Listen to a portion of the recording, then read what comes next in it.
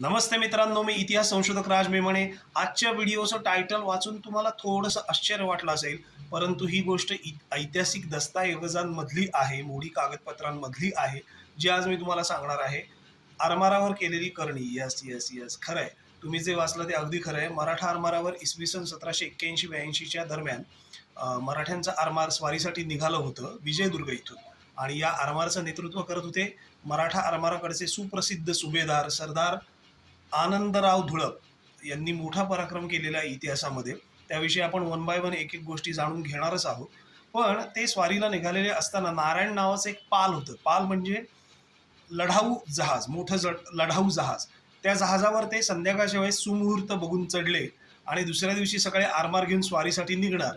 परंतु सकाळी जाग आल्यावरती सगळ्यांच्या लक्षात आलं, तिथल्या म्हणजे बंदरातल्या विजयदुर्ग बंदरातल्या सगळ्या लोकांच्या असं लक्षात आलं की तिथे प्रत्येक गुराबाखाली, प्रत्येक गलबताखाली जी स्वारीसाठी निघाली होती जहाजं, त्यांच्या खाली एक कोंबडी, थोडासा भात, त्याच्यानंतर एक मसुराची डाळ, पिवळं कापड, अशा एक 7-8 प्रकारच्या वेगवेगळ्या वस्तूंचा एक तोडगा करून तिथे गुराबाच्या खाली, प्रत्येक गलबताखाली, जहाजांखाली पुरलेला होता.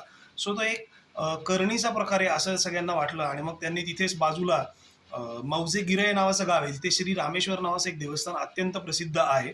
जे जे ऐतिहासिक दस्तावेजांमध्ये भरपूर दाखले मिळतात की त्या रामेश्वरावरती सगळ्या मराठा आरमारातील काम करणाऱ्या लोकांची खूप श्रद्धा होती.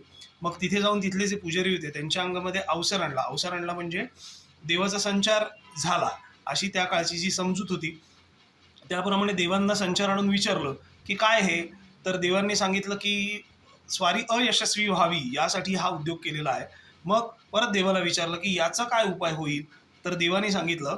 मग देवानी पण काही गोष्टी सांगितल्या, जसं की एक बकरं आणि एक 5-7 अशाच वस्तू सांगितल्या आणि त्या संपूर्ण आरमारावरून ओवाळून टाकाव्यात आणि अद्भुत शांत देखील करायला सांगितली.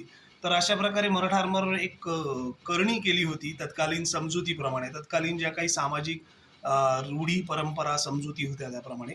आणि त्याची ही गोष्ट ॲक्च्युअल मोडी कागदपत्रांमधून आलेली आहे आणि ते माझं आगामी पुस्तक जे येणार आहे, मराठ्यांचे आरमार द धुळप सेहरा, याच्यामध्ये अशाच तुम्हाला एक एक अचंबित करणाऱ्या आणि नवीन माहिती देणाऱ्या गोष्टी मिळतील.